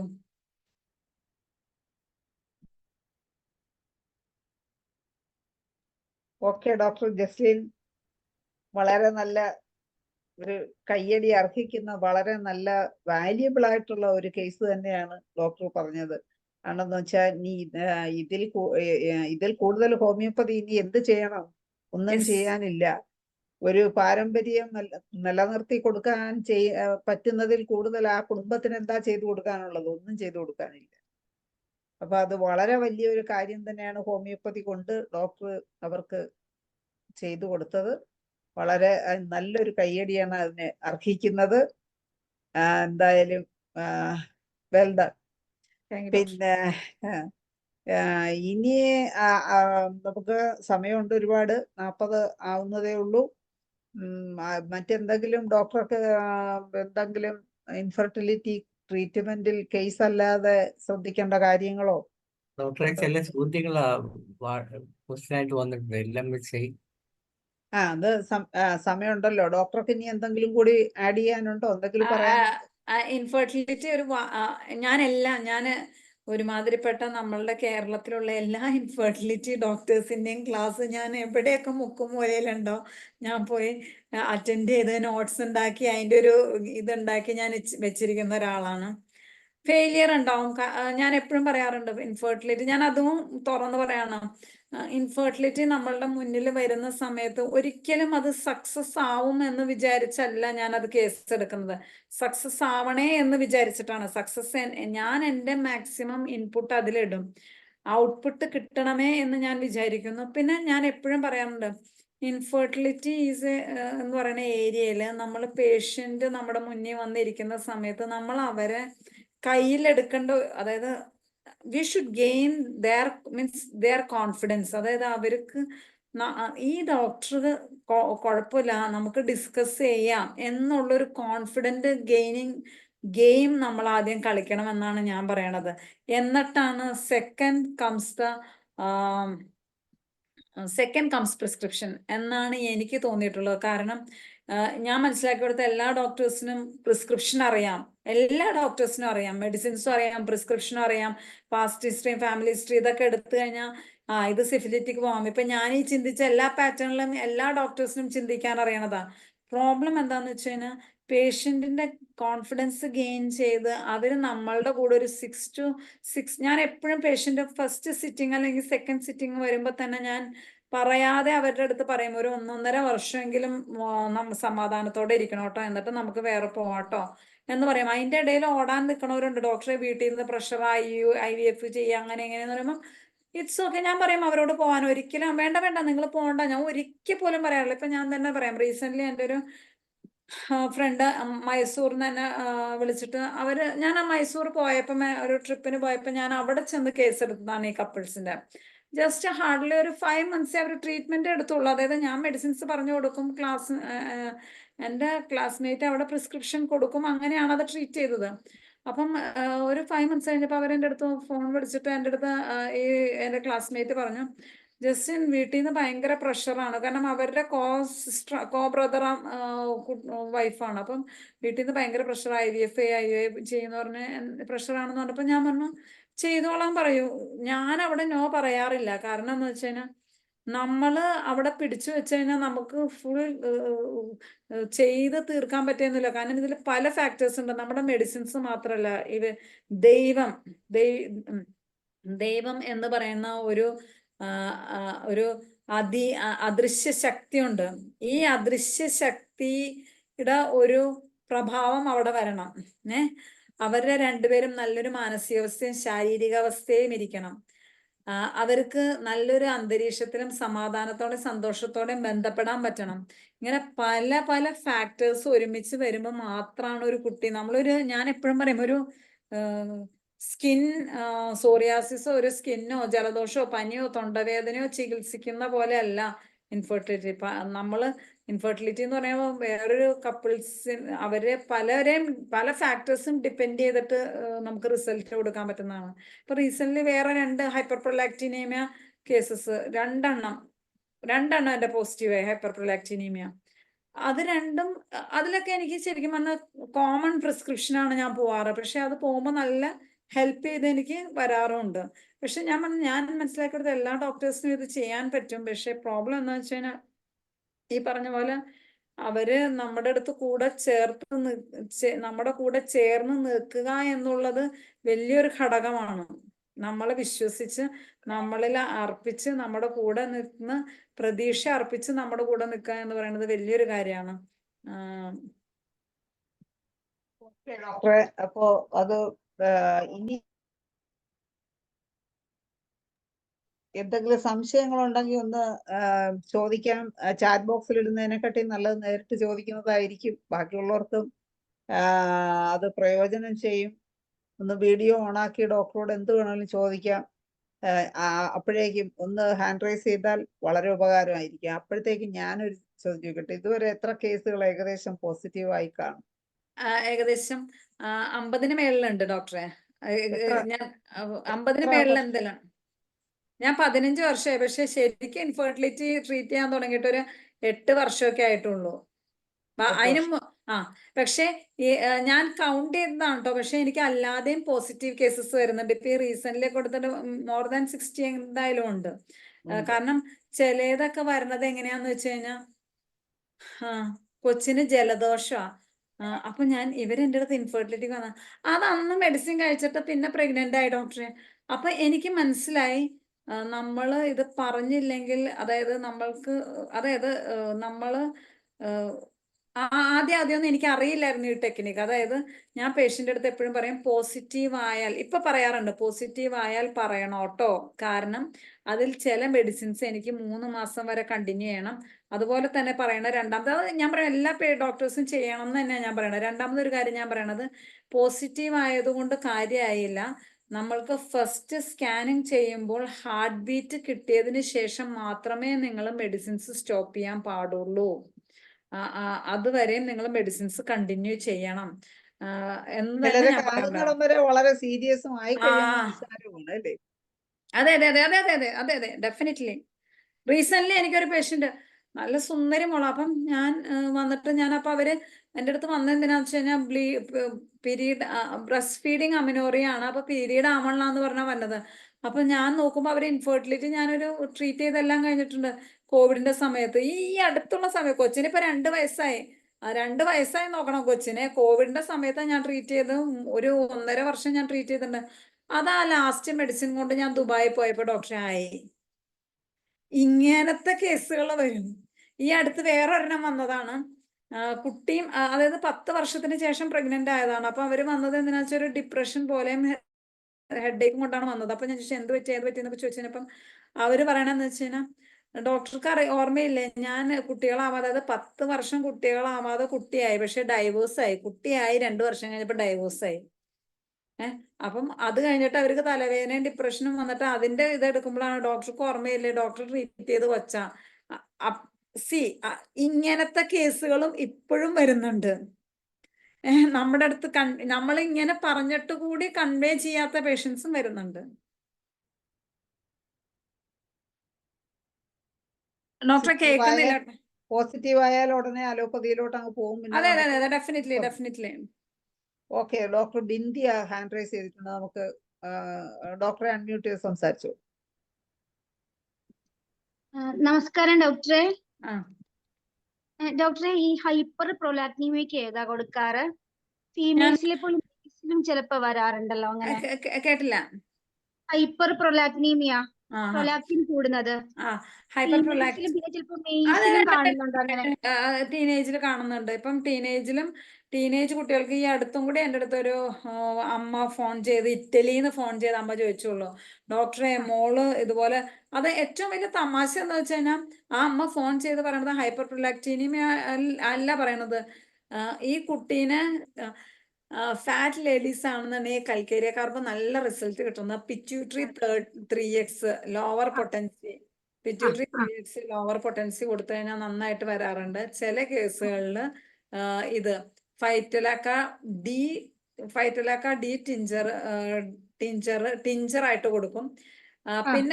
പിന്നെ result കിട്ടുന്നത് Bryonia 30ക്ക് result കിട്ടാണ്. Bryonia കൂടുതലും result കിട്ടുന്നത് ബ്രസ്റ്റിന് ഭയങ്കര ഭാരം തോന്നുക, അല്ലെങ്കിൽ heaviness തോന്നുക, അങ്ങനെയൊക്കെ വരുന്ന സമയത്ത് ബ്രയോണിയ നല്ല വിത്ത് ഫൈറ്റലൊക്കെ നല്ല റിസൾട്ട് കിട്ടാറുണ്ട്.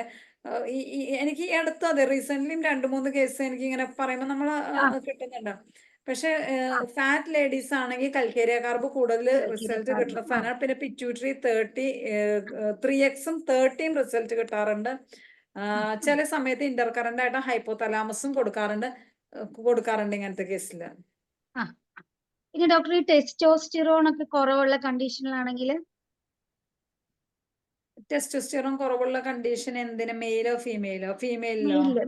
മെയിലില്. ഓക്കെ, ഫീമെയിലില് ടെസ്റ്റോസ്റ്റിറോണിന്റെ പ്രശ്നം വരല്ലോ. ഫീമെയിലില് ടെസ്റ്റോസ്റ്റിറോൺ കൂടിയിട്ടുള്ള പ്രശ്നം വരാതെ, അതായത് മെയിലില് ടെസ്റ്റോസ്റ്റിറോൺ കുറവ് വന്നേക്കണ കേസ് എനിക്ക് വന്നിട്ടുണ്ട് മെയില്. പക്ഷെ ഞാൻ വാല്യൂ എനിക്ക് ഇമ്പ്രൂവ് ചെയ്യാൻ പറ്റി, പക്ഷെ പ്രഗ്നൻസി എനിക്ക് പോസിറ്റീവ് ചെയ്യാൻ പറ്റിയിട്ടില്ല. ഞാൻ അത് കൂടുതലും അന്ന് അയാൾക്ക് വേറെയും പ്രശ്നം ഉണ്ടായിരുന്നു കേട്ടോ. അതായത് ബന്ധപ്പെടുന്ന സമയത്ത് പുള്ളിക്ക് സെമൻ ഭയങ്കര തിക്കായിട്ട് അത് പെന്നീസിന്റെ മുകളിൽ സ്റ്റിക്കി ആയിട്ട് നിൽക്കും. മനസ്സിലായോ? ഭയങ്കര സ്റ്റിക്കി ഡിസ്ചാർജ് ആയിരുന്നു. അപ്പൊ ഞാൻ ആ സിംറ്റം എനിക്ക് കിട്ടിക്കഴിഞ്ഞപ്പോ അത് ഹൈഡ്രാസ്റ്റിസ് കാലിബൈക്ക് ഇതായിരുന്നു ആ സിംറ്റംസ് ഉണ്ടായ. അപ്പൊ ഈ 2 മെഡിസിൻസ് ആണ് ഞാൻ കൊടുത്തിരുന്നത്. പിന്നെ ഞാൻ ടെസ്റ്റിസ് 3x കൊടുത്തിരുന്നു ആ കേസിൽ. പിന്നെ ടെസ്റ്റോസ്റ്റിറോൺ 30 ഞാൻ ഇടയ്ക്ക് കൊടുത്തിരുന്നു. പക്ഷെ മെഡോറൈനം ഇന്റർകറന്റ് ഇങ്ങനെ കൊടുത്തതിന് പുള്ളി വന്ന സിംറ്റം, അതായത് പുള്ളി പറഞ്ഞത് ഇന്റർകോസ് ചെയ്ത് ഇതായി കഴിഞ്ഞാൽ സെമൻ ഇതിന്റെ പുറത്ത് ഭയങ്കര തിക്കായിട്ട് കട്ടിയായിട്ട് ഇങ്ങനെ ഇരിക്കും, അത് പോവില്ല എന്ന് പറഞ്ഞിട്ടാണ് ഇരുന്നത്. പക്ഷെ അത് കൊടുത്തു കഴിഞ്ഞപ്പോ നല്ല റിസൾട്ട് കിട്ടി. പക്ഷെ പ്രഗ്നൻസി പോസിറ്റീവ് ആയില്ല കേട്ടോ. ബാക്കി എല്ലാ സിംറ്റംസും എനിക്കത് മാറ്റാൻ പറ്റി. താങ്ക് യു ഡോക്ടറെ. ഓക്കെ ഡോക്ടർ ബിന്ദിയ, ഇനി ആർക്കെങ്കിലും എന്തെങ്കിലും സംശയങ്ങൾ ചോദിക്കാനുണ്ടോ? ജയലളിത ഡോക്ടർ ഹാൻഡ് റൈസ് ചെയ്തിട്ടുണ്ട്. ഡോക്ടറെ അൺമ്യൂട്ട് ചെയ്ത് സംസാരിച്ചോളൂ. ജസ്ലിൻ ഡോക്ടറെ. ഡോക്ടറെ യൂണിറ്റിലെ ഡോക്ടർ അല്ലേ? നമ്മളന്ന് പരിചയപ്പെട്ടു. അതന്നെ, എന്നെ അവിടെ ക്ലാസ് എടുക്കാൻ വിളിച്ചതല്ലേ ഡോക്ടറെ? അയ്യോ, ഇനി ഒന്നും വിചാരിക്കണ്ട, അവിടെ ക്ലാസ് എടുത്തില്ല ഇവിടെ വന്ന് ക്ലാസ് എടുത്തൊന്നും വിചാരിക്കണ്ട. അതൊന്നുമില്ല. ഞാൻ ടെസ്റ്റോസ്റ്ററോൺ ഫീമെയിൽസിൽ കൂടിക്കഴിയുമ്പോ നമ്മൾക്ക് കൊടുക്കാൻ പറ്റിയത് എന്താ? ടെസ്റ്റോസ്റ്റിറോൺ ഫീമെയിൽസിലെ Hair ടെസ്റ്റ് അതാണ് ഞാൻ പറയുന്നത്. ടെസ്റ്റോസ്റ്റിറോൺ ഫീമെയിൽസിൽ കൂടി കഴിഞ്ഞു കഴിഞ്ഞാൽ അത് എപ്പോഴാന്ന് വെച്ച് കഴിഞ്ഞാൽ ഞാൻ എപ്പോഴും പേഷ്യൻസ് വരുമ്പോൾ തന്നെ ഞാൻ അവരുടെ അടുത്ത് പറയും, നമ്മൾ ഇത് ഘട്ടം എത്തിക്കഴിയുമ്പോൾ ഞാൻ എപ്പോഴും നമ്മൾ പേഷ്യന്റ് PCOD, ഇറഗുലർ പീരീഡ്സ് ഇതൊക്കെ കൊണ്ടുവന്ന് ഈ ഹിസ്റ്ററിയും അമിനോറിയൊക്കെ കൊണ്ടുവരുമ്പോൾ പറയണം, ഈ സ്റ്റേജിൽ നിങ്ങൾ ഡയറ്റും എക്സസൈസും നോക്കിക്കഴിഞ്ഞാൽ നിങ്ങൾക്കത് കൺട്രോൾ ചെയ്യാം കേട്ടോ. ഈ സ്ഥലത്ത് നിങ്ങൾ ശ്രദ്ധിച്ചില്ല എന്നുണ്ടെങ്കിൽ ഇത് നാളെ ഓവറി നിങ്ങളെ അണ്ടാശയത്തിൽ നിന്നും ടെസ്റ്റോസ്റ്റിറോൺ ഹോർമോൺ ഉൽപ്പാദിപ്പിക്കും. അത് ഉൽപ്പാദിപ്പിക്കാൻ തുടങ്ങിക്കഴിഞ്ഞാൽ നിങ്ങൾക്ക് ശരീരത്തിൽ പുരുഷന്റെ രീതിയിലുള്ള ശരീരത്തിൽ രോമവളർച്ച സ്റ്റാർട്ട് ചെയ്യും എന്ന് പറയും. ഇങ്ങനെ വരുന്ന സമയത്ത് നമ്മൾക്ക് എപ്പോഴും ഇവിടെ പീരീഡ്സ് റെഗുലർ ആക്കി മെൻസസ് ആക്കി കൊണ്ടുപോവുകയും ഓവുലേഷൻ നടന്ന് നമുക്കൊരു പ്രഗ്നൻസി നോക്കുക എന്നുള്ളതാണ് നമ്മുടെ ജോലി ആക്ച്വലി ഉള്ളത്. എല്ലാവർക്കും അത്രേ സ്കോപ്പ് ഉള്ളൂ. പക്ഷെ നമ്മുടെ അടുത്ത് പലപ്പോഴും ഇവർ അപ്രോച്ച് ചെയ്യുന്നത് ഹെയർ ഗ്രോത്ത് കൺട്രോൾ ചെയ്യുക, ഹെയർ ഡിസപ്പിയർ ചെയ്യുക, ഇതിനൊക്കെയാണ് അവർ വരുന്നത് അല്ലേ. അപ്പം ഞാൻ അവരോട് പറയും, അത് വന്നു കഴിഞ്ഞാൽ ഡിഫിക്കൽറ്റിയാണ്. പക്ഷെ അവിടെ വർക്ക് ചെയ്യുന്ന മെഡിസിൻസ്, അങ്ങനത്തെ പാത്തോളജി വരുമ്പോൾ പീരീഡ്സ് റെഗുലർ ആയിട്ട് കൊണ്ടുപോകാൻ വേണ്ടി വർക്ക് ചെയ്യുന്ന മെഡിസിൻസ് എന്ന് പറഞ്ഞു കഴിഞ്ഞാൽ മെഡോറൈനം ലോ ഞാൻ 200 ടു ഹയർ പൊട്ടൻസി ഞാൻ ഇന്റർകറന്റ് ആയിട്ട് കൊടുക്കാറുണ്ട്. ഞാൻ ചില കേസിൽ ഒലിയം ജെക്കോറിസിൽ ഈ ഹെയർ ഗ്രോത്തിനൊക്കെ പറയുന്ന ഒരു മെഡിസിൻസ് ആണ്. പിന്നെ ചില കേസിൽ ഞാൻ ഇത് കൊടുക്കാറുണ്ട്, അബ്രോമ അഗസ്റ്റ ടിഞ്ചർ. കാരണം ഈ ഇൻസുലിൻ ഇംബാലൻസ് ഭയങ്കരമായിട്ട് irregular periods plus PCOD plus എന്താ പറയാ ഇൻസുലിൻ ഇംബാലൻസ്, ഇത് മൂന്നും കവർ ചെയ്യണ മെഡിസിൻസ് ആണ് അബ്രോമ അഗസ്റ്റ. അപ്പൊ ചില കേസിൽ അബ്രോമ അഗസ്റ്റ ടിഞ്ചർ കൊടുക്കാറുണ്ട്. പിന്നെ ചില കേസിൽ സെപ്പിയ, ചില കേസിൽ എപ്പിസ്, അത് തെർമൽസ് ഒക്കെ നോക്കി അവരുടെ ബോഡി പാറ്റേൺ ഒക്കെ നോക്കി ഞാൻ ജനറലി കൊടുക്കാറ്. ഈ മെഡിസിൻസ് ആണ് ഞാൻ ജനറലി. മെഡോറൈനം എന്താണെങ്കിലും ഇന്റർകറന്റ് ആയിട്ട് കൊടുക്കും. ചില കേസിൽ ടെസ്റ്റിസ് 6 കൊടുക്കാറുണ്ട് കേട്ടോ. ടെസ്റ്റിസ് 6 പിൽസിൽ 3 പേടി രണ്ടും രണ്ടാണ്. ടെസ്റ്റിസ് ഞാൻ മനസ്സിലാക്കിയെടുത്തോളം it is the cellular means ആ സെല്ലുലാർ പാർട്ടാണെന്നാണ് എൻ്റെ ഒരു ഇത്. ഇനി എൻ്റെ നോളജിലും എൻ്റെ ഇതിലും ഇതുണ്ടെങ്കിൽ others are can feel free to correct me. I don't have any issues. Testosterone എന്ന് പറഞ്ഞു കഴിഞ്ഞിട്ടുണ്ടെങ്കിൽ അത് ഹോർമോണൽ ലെവലിലാണ്. രണ്ടും മെഡിസിൻസ് വ്യത്യാസം ഉണ്ടെന്നാണ് ഞാൻ മെഡിസിൻ വ്യത്യാസമുണ്ട്. ടെസ്റ്റിസ് 6ഉം ടെസ്റ്റോസ്റ്റിറോൺ 13 രണ്ട് മെഡിസിൻ ആയിട്ട് കിട്ടുന്നതാണ്. രണ്ടും ക്ലിനിക്കിലുണ്ട്. അതുകൊണ്ടാണ് ഞാൻ പറയുന്നത്. അപ്പോ ഓവറിയും ഊഫോറിനും രണ്ടാണോ? എഗെയിൻ പല സ്ഥലത്തും കേട്ടും പഠിച്ചുമുള്ള ക്വസ്റ്റ്യൻ ആണ്. എൻ്റെ ഒരു ഇതില് ഓവറിയും ഊഫോറിനും, ഓവറി 3x നല്ല 3x ഈ മെനോപോസൽ സിൻഡ്രോം ഇതിനും അതുപോലെ തന്നെ ഈ ലോ AMHനൊക്കെ നല്ല വർക്ക് ചെയ്യണ മെഡിസിൻ ആണ് ഓവറി 3x. ഊഫോർബിനും ഞാൻ രണ്ടും രണ്ട് കണ്ടീഷനിലാണ് എനിക്ക് റിസൾട്ട് കിട്ടുന്നത്. രണ്ടും രണ്ടാണോ എന്ന് ആരെങ്കിലും ഉണ്ടെങ്കിൽ ഒന്ന് പറഞ്ഞൊന്ന് കൊടുക്കണേ. എനിക്ക് അതിനെക്കുറിച്ച് വലിയ ആ ലെവലിലേക്കുള്ള നോളജ് ഇച്ചിരി കുറവാണ്. ഊഫോർബിനെ ഞാൻ കൂടുതലും കൊടുക്കാറ് പീരീഡ്സ് റെഗുലറായി പീരീഡ്സ്, അതായത് പ്രൊഫ്യൂസ് ബ്ലീഡിങ് നിൽക്കുന്നില്ല എന്ന് പറയുന്ന കേസിൽ ഊഫോർബിനം 200 ഡോസ് സ്റ്റാർട്ട് ചെയ്തിട്ട് ഞാൻ വേറെ മെഡിസിൻസ് കൊടുക്കുമ്പോൾ എനിക്ക് റിസൾട്ട് കിട്ടാണ്. ഈ ഡോക്ടർ ചോദിച്ച ചോദ്യത്തിന് ആർക്കെങ്കിലും കുറച്ചും കൂടി വ്യക്തമായിട്ടും പറയാൻ പറ്റുന്നുണ്ടെങ്കിൽ ഒന്ന് ആൻസർ ചെയ്യണേ. അതുപോലെ അമ്പാടി ഡോക്ടർ പറയാറുണ്ട്, ഓവറി 3x വാങ്ങുകയാണെങ്കിൽ നമ്മള് ടാബ്ലറ്റ് ആയിട്ട് വാങ്ങരുത്, അതിൽ ആക്ഷൻ കുറവായിരിക്കുള്ളൂ, ആണ് നല്ലതെന്ന് പറയാറുണ്ട്. ഉണ്ടോന്നാവോ ഇതില്? ഉണ്ടെങ്കിൽ സംശയങ്ങൾക്കൊന്ന് റിപ്ലൈ. ചന്ദ്രമ്മയുടെ ഇടയ്ക്ക് കയറിയിട്ടുണ്ടായിരുന്നു, പക്ഷെ ഇപ്പൊ ഇല്ലെന്നാ തോന്നുന്നു. തീർച്ചയായും അത് ശാന്താചന്ദ്രന്മയുടെ ഉണ്ടെങ്കിൽ ഒന്ന് ക്ലിയർ ആക്കി കൊടുക്കണം. ഇവർ രണ്ടുപേരുമാണ് ഇതിന്റെ കൂടുതൽ സ്പെഷ്യലിസ്റ്റുകൾ രണ്ടുപേരും. എല്ലാവർക്കും വരുന്നൊരു സംശയമാണ് ഓവറി യൂഫോറിനം ടെസ്റ്റിസ് ടെസ്റ്റോസ്റ്ററോൺ. പക്ഷെ എനിക്ക് തോന്നുന്നു രണ്ടും ഈ പറഞ്ഞ പോലെ രണ്ടാണ്. കാരണം ഓവറി സെൽസിൽ നിന്ന് എടുക്കുന്നതാവും. ഊഫോറിനോ എന്ന് പറയുമ്പോഴത്തേക്ക് എനിക്ക് കേട്ടിട്ട് എന്തെങ്കിലും ഡിസീസ്ഡ് പ്രോഡക്റ്റ് അങ്ങനെയാണ് എന്നാണ് പ്രഥമ ദൃഷ്ടിയ പറയാൻ പറ്റിയത്. പിന്നെ രണ്ടിന്റെ ആക്ഷൻ എനിക്ക് എവിടെയാ കിട്ടണേന്ന് ക്ലിയർ ആയിട്ട് അറിയാം. നമുക്കിപ്പോ കൊടുത്താൽ മതിയല്ലോ. നമ്മളതിന്റെ ഞാൻ എന്റെ ആണ്ടോ പറഞ്ഞത്, ഓരോ ഡോക്ടേഴ്സിന്റെയും കാഴ്ചപ്പാട് വ്യത്യാസമായിരിക്കും. അതിന് ഐ റെസ്പെക്ട് എവരിവൺസ് വ്യൂ. മറ്റേതും അങ്ങനെ തന്നെ ഡോക്ടർ പറഞ്ഞത് കറക്റ്റ് ആണ്. കാരണം ടെസ്റ്റിസ് 3x സെൽസിൽ നിന്ന് എടുക്കുന്നതും ടെസ്റ്റോസ്റ്ററോൺ ഹോർമോണും അങ്ങനെയാണ്. പിന്നെ ഇനി എന്തെങ്കിലും ശാന്താചന്ദ്രൻ മാഡം കൂടെ ഉണ്ടായിരുന്നെങ്കിൽ ഒന്നുകൂടെ ഒന്ന് കൺഫേം ചെയ്യായിരുന്നു. പിന്നെ ഞാൻ എപ്പോഴും നോക്കുന്നത് നമ്മൾ പേഷ്യന്റിന് കൊടുത്തു ഇന്നത് കൊടുത്താൽ ഇന്നത് റിസൾട്ട് കിട്ടും. നമുക്ക് പേഷ്യന്റ് റിസൾട്ട് കൊടുക്കാം, ഹോമിയോപ്പതിക്ക് പേര് വരാം, 10 പേഷ്യന്റ് തിരിച്ചു വരാം. ഓക്കെ ശാന്ത ഡോക്ടർ ഡോക്ടറെ. ഉണ്ടല്ലോ ഡോക്ടറെ, ശൈല ഡോക്ടറെ, ശാന്ത ഡോക്ടർ ഉണ്ട്. ഉണ്ട് ശാന്താചന്ദ്രൻ മാഡം. പക്ഷെ ഉണ്ടായിട്ട് ചിലപ്പോ എന്തെങ്കിലും ഓൺ ചെയ്ത് വെച്ചിട്ട് ചിലപ്പോ സ്ഥലത്ത് സ്പോട്ടിൽ ഉണ്ടോ എന്നുള്ളത് നമുക്ക് ഉറപ്പ് പറയാൻ പറ്റില്ല, അങ്ങോട്ടോ ഇങ്ങോട്ടോ മാറിയിട്ടുണ്ടോ എന്നുള്ളത്. അപ്പൊ എന്തായാലും മാഡം കേൾക്കുന്നുണ്ടാവും. ജയലളിത ഡോക്ടറെ തീർച്ചയായിട്ടും നമുക്ക് ഇത് ഈ ക്ലാസ്സിൽ അല്ലെങ്കിൽ അടുത്ത ക്ലാസ്സിൽ തീർച്ചയായിട്ടും നമുക്ക് ഉറപ്പാക്കാം. താങ്ക് യു ജസ്ലി ഡോക്ടറെ. Thank you. Okay, Latha Manoharan doctor ഒന്ന് ഹാൻഡ് റൈസ് ചെയ്തിട്ട് നമ്മളെ സമയം കഴിയാറായി.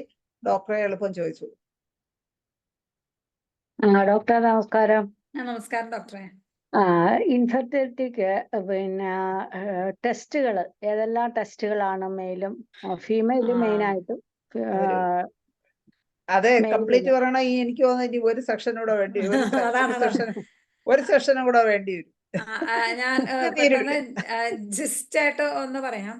നമ്മുടെ അടുത്ത് വരുമ്പോൾ മിക്കപ്പോഴും 90% കേസ് നമുക്ക് സെക്കൻഡ് ഹാൻഡ് കേസാണ് കിട്ടുന്നത്. ഉള്ള കാര്യം തുറന്നു പറയാമല്ലോ.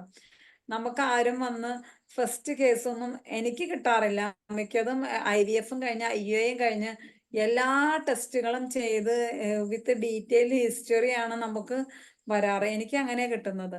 അപ്പം സ്പീഡിൽ പറയണേ ഡോക്ടറെ. ശാന്താചന്ദ്രൻ മാഡം പോയി. ഓക്കെ എന്നാ പറഞ്ഞു തന്നെ അത് നിർത്തിക്കോ doctor. Shantha Chandran madam hand raise ചെയ്തിട്ടുണ്ടായിരുന്നല്ലോ. മാഡം ഉണ്ടോ? ഒന്നുകൂടെ വരണേ.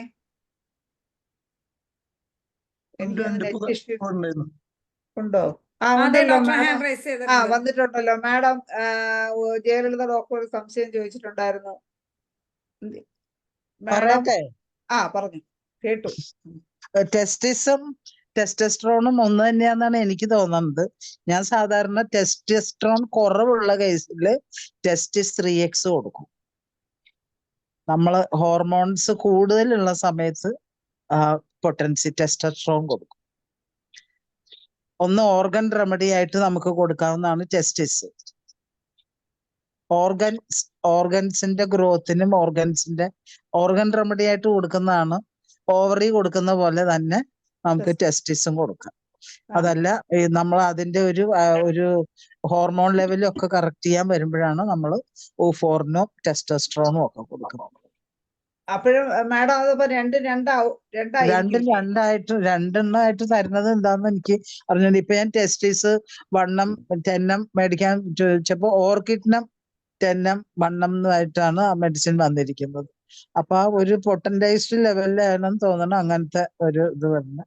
ഞാൻ സാധാരണ ഓർഗൻ റെമഡി ആയിട്ട് കൊടുക്കുന്നത് ടെസ്റ്റിസ് 3x, ഓവറി 3x. അതല്ല നമ്മളിപ്പോ ജസ്ലിൻ പറഞ്ഞ പോലെ ഒരു ബ്ലീഡിങ് അങ്ങനെയൊക്കെയുള്ള ഒരു കേസിൽ വരുമ്പോ ഓഫോറിനും കൊടുക്കും. ഇനി അത് നോക്കണം, ഇനി എന്താന്നുള്ളത് ശരിക്കും നോക്കിയിട്ട് പറയാം.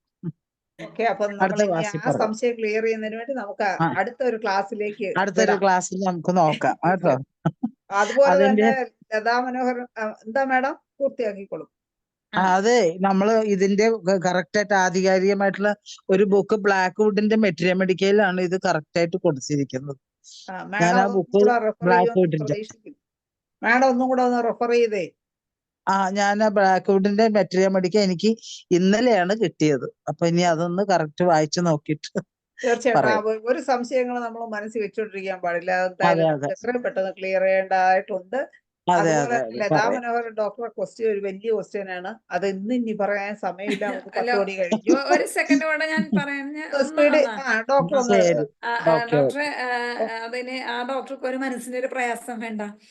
അതായത് ബേസിക്കലി വരുമ്പോ തന്നെ നമ്മൾ ടെസ്റ്റ് അവര് മിക്കപ്പോഴും ടെസ്റ്റ് കൊണ്ടായിരിക്കും വരുന്നത്. ഇനി വന്നാൽ തന്നെ നമ്മൾ ബേസിക്കലി നമ്മളൊന്ന് ചെക്ക് ചെയ്യേണ്ടത് ഹോർമോൺ ടെസ്റ്റുകൾ ചെയ്യുക. FSH, FLH, അത് ആ ഹോർമോൺ ടെസ്റ്റുകൾ മെയിലിനും ഫീമെയിലിനും ചെക്ക് ചെയ്യുക. ഇനി ഫീമെയിലാണെന്നുണ്ടെങ്കിൽ നമ്മൾക്ക് ഫോളിക്കുലാർ സ്റ്റഡി ചെയ്യാൻ നിർബന്ധമാണ്. ഇനി മെയിലാണെന്നുണ്ടെങ്കിൽ ഇപ്പം മെയിലാണെന്നുണ്ടെങ്കിൽ നമ്മൾക്ക് അതിൻ്റെ അകത്ത് ഹോർമോൺ ടെസ്റ്റുകൾ ചെയ്യണം, സ്കാൻ ചെയ്യണം. സ്കാനിങ്ങിന്റെ ഒരു ഇമ്പോർട്ടൻ്റ് എന്താണെന്ന് വെച്ച് കഴിഞ്ഞാൽ വേരിക്കോസിൽ ഗ്രേഡ് 1, ഗ്രേഡ് 2, ഗ്രേഡ് 3, ഗ്രേഡ് 4. അപ്പൊ ഈ ഗ്രേഡ് 1 ഓരോ ഗ്രേഡിനനുസരിച്ച് നമ്മുടെ ട്രീറ്റ്മെന്റ് പ്രോട്ടോകോൾ, ഇപ്പൊ ഫോർ എക്സാമ്പിൾ നമ്മുടെ പറയാം ഗ്രേഡ് 1 ആണ് നമ്മൾക്ക് കിട്ടുന്ന ഗ്രേഡ് 1, 2 നമുക്ക് സ്കോപ്പ് ഉണ്ട്. ഗ്രേഡ് 3, 4 വന്നു കഴിഞ്ഞു കഴിഞ്ഞാൽ ചിലപ്പോൾ അവിടെ ടെറാറ്റോ അസ്തനോസൂസ്പെർമിയ അങ്ങനത്തെ ഒരു കണ്ടീഷനും വരാം. ചിലപ്പം അസൂസ്പെർമിയം കാണിക്കാം. അപ്പൊ അങ്ങനെ വരുന്ന സമയത്ത് നമ്മൾ സർജിക്കൽ കറക്ഷന് വിടണം.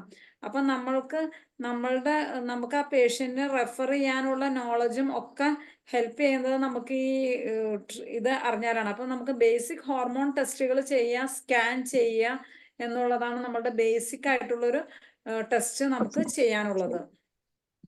ഓക്കെ ഡോക്ടറെ, ജയലളിത ഡോക്ടർ അല്ല ലതാ മനോഹരൻ ഡോക്ടർ കേട്ട് കാണുമെന്ന് വിശ്വസിക്കുന്നു. അപ്പൊ എന്തായാലും നമ്മുടെ ഇന്നത്തെ ക്ലാസ് വൈൻഡപ്പ് ചെയ്യാനുള്ള സമയമായി.